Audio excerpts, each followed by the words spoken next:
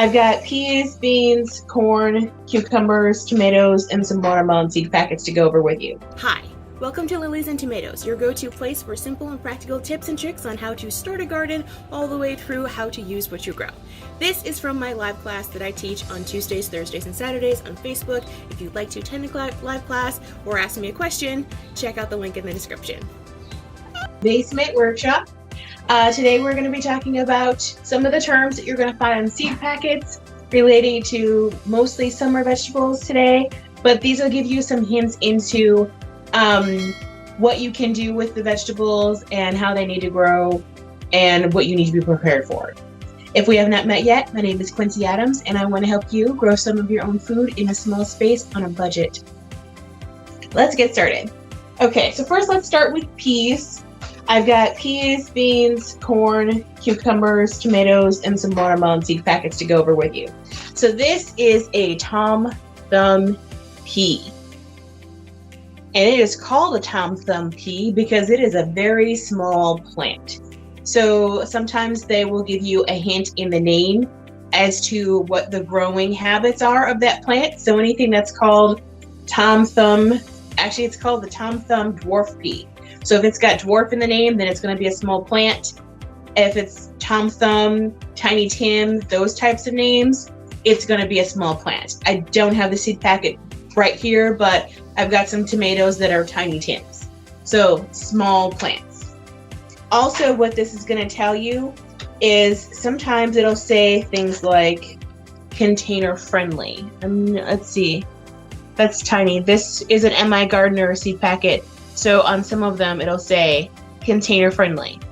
That's not going to stop me from growing containers because I grow everything in containers. But when it says container friendly, then it means that it's going to be a small, compact plant, and you're going to have more success with it in a container. If you're not having success with things in a container, that probably means your container isn't big enough. And then it tells you days to germinate, which is pretty much on all of them. This one will also tell you cold tolerant. This is a spring or a cold weather vegetable. So right there it says cold tolerant. These are planted in the spring and early, and then when it gets hot, you take the plants down if they haven't just died already. But that's just a couple notifications. If you're looking for something small and container friendly, a name like Thom dwarf pea is going to give you a good indication that this is container friendly. Now let's talk about beans. Beans come in two growing habits. There's bush beans and then there's pole beans. Sometimes the pole beans are called runner beans. So this is a runner bean. This is a Scarlet runner bean. And on the back of the packet, it's going to tell you that it is a pole variety. Right here, it says right up at the top. Scarlet runner pole bean. Pole means that it's going to grow into a big long vine and it's going to get tall. You're going to need to support it with stakes or something. It's not something that's going to be short and compact like the bush variety. This is a bush bean. This is a royal Burgundy bean from MI Gardener, and on the back it tells you that it is a bush variety bean, meaning that this bush variety is going to be a smaller bean or smaller plant. You may or may not have to stake it. They're going to get somewhere in the neighborhood of 18 and 24 inches tall. And it'll tell you, this one also says container friendly on the back. Actually, they both say container friendly. Container friendly, container friendly. But the bush type beans or the bush type any kind of vegetable, they're going to grow to a certain small height, and then they're going to set a bunch of fruit, and they're going to set flowers first, and they're going to set the fruit all at the same time, and then once it's done, it's done. So if you have a short season, then you want to do some bush variety beans or bush varieties of other things that come in bush varieties. Or if you have a long enough season, what you can do is two growths of it. So you do your first set of beans, and then what you would want to do is start your seeds when the first group is still growing, And so that way, as soon as all of the harvesting is done from your bush variety, you can pull those plants out and put a second planting in, and you can do 2 waves of bush beans if your season is long enough. We will talk about how to time that later, but this is just going to help you plan and get an idea of what you're going to get out of your harvest. With a vining variety, this is going to grow and grow and grow depending on how much soil area the roots have and how much support you're giving it, how healthy the plant is. These can get pretty tall. The same thing with the vining cucumbers and indeterminate tomatoes. They'll keep on growing as long as the conditions permit, and they will keep on putting on fruit as long as the conditions permit. So those are beans. This is corn. This is a frost sensitive corn variety, but it's also, you can sow this in the spring. Corn is normally a summer vegetable. This is Painted Hill variety.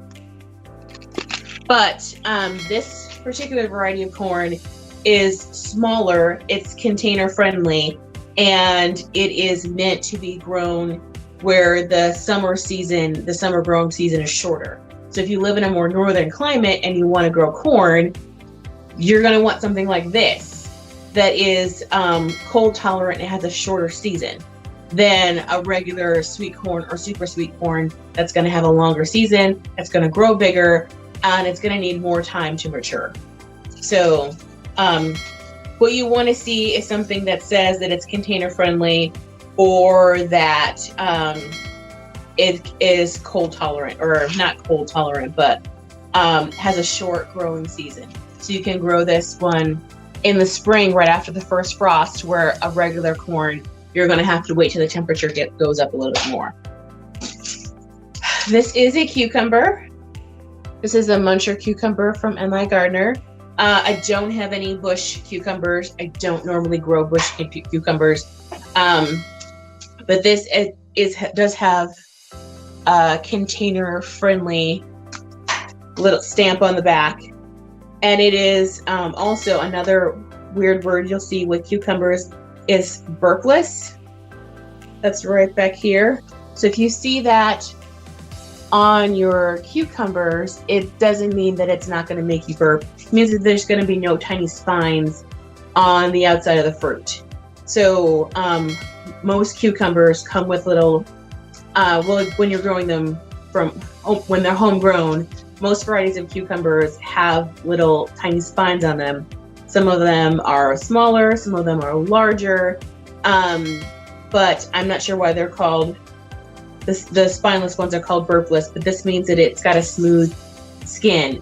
Anything that you get at the grocery store is going to be burpless because they are engineered that way. But regular cucumbers that you grow in your home garden, they're going to have little spines on them if they're not a burpless variety. I like to use a shop towel to hold on to them when I'm cutting them off the vine, because the first couple of ones you're like, okay, that's fine, but after a while it really starts to dig into your skin. So if you're afraid of that, or if you've got little kids helping you in the garden, then you might want something that's burpless. That's also good for pickling, and you're going to want something that's a smaller variety. So this is a smaller plant, but it is vining and it's going to get tall. But it is a pickling cucumber. Tomatoes. Tomatoes generally come in 2 growing habits. Instead of being called pole or bush, they're called determinate and indeterminate.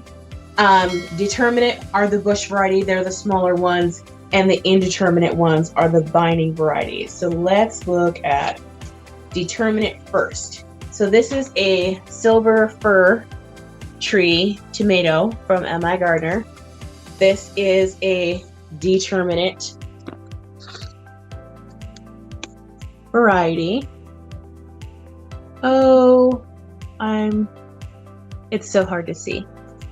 This is a determinate variety. And so that means this is also container friendly. So this is going to grow to its certain small height, it's going to put on flowers and put on fruit all at the same time. And then when it's done, it's done. This is a red Centiflor tomato. This is an indeterminate tomato. So this is a vining variety. I generally grow the vining or the pole varieties of things because they take up less space horizontally, and you can always build something to grow up. So if you've got a small space horizontally, but you want to get a lot of fruit production, then you want to grow something that's vining and grow up. If you don't have space above, like if you've got just a balcony and you're limited in how high you can go or in what you can build, then you're going to want to go with a compact bush or determinate variety of whatever it is you're growing. So this is indeterminate.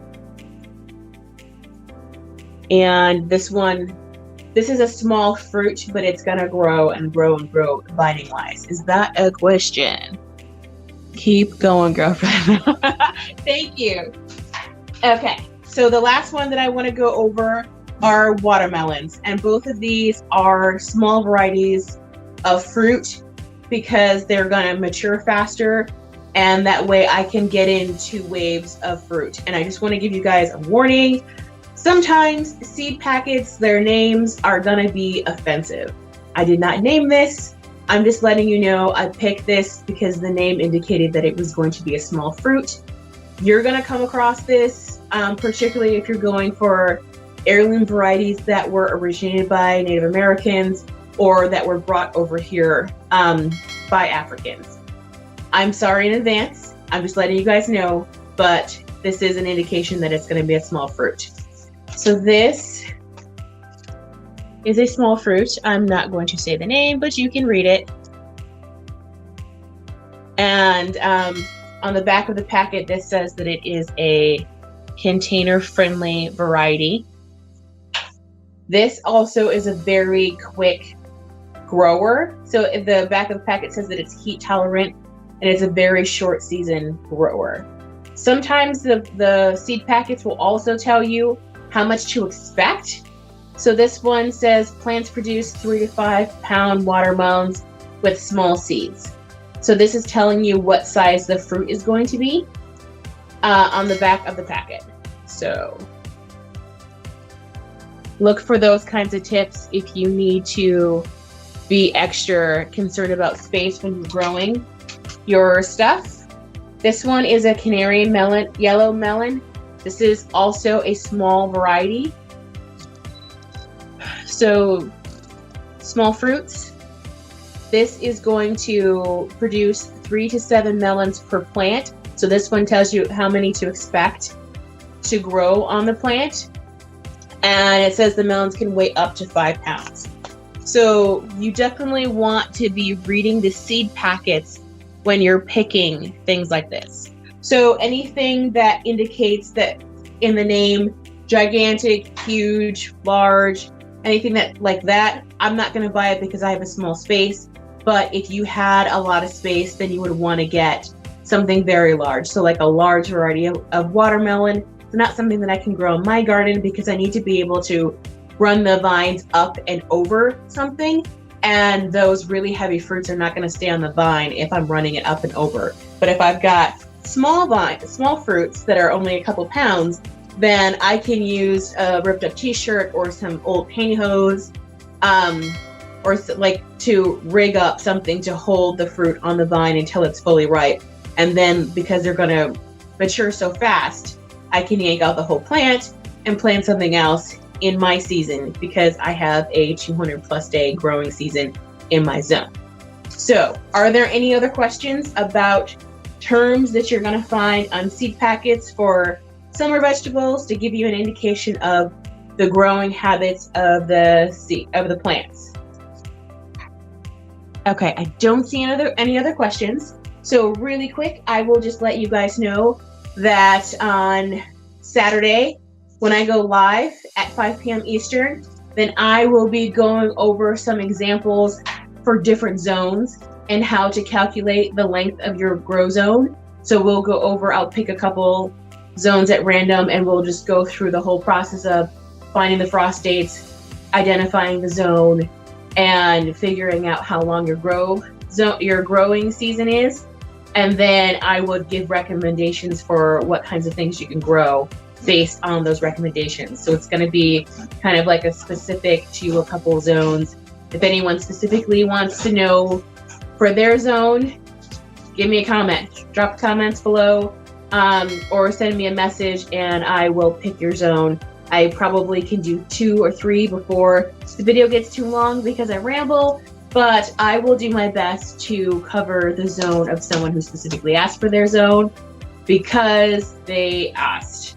So if you're going to ask for your zone, give me your zip code because I need your zip code to figure out what grow zone you are in and what your first and last frost dates are. That's all for tonight. Have a good night. I hope everyone's staying safe and washing their hands and doing all the things. I feel like this has been going on forever, but don't lose your minds, people. We're still, everything's gonna be okay. Have a good night. Bye.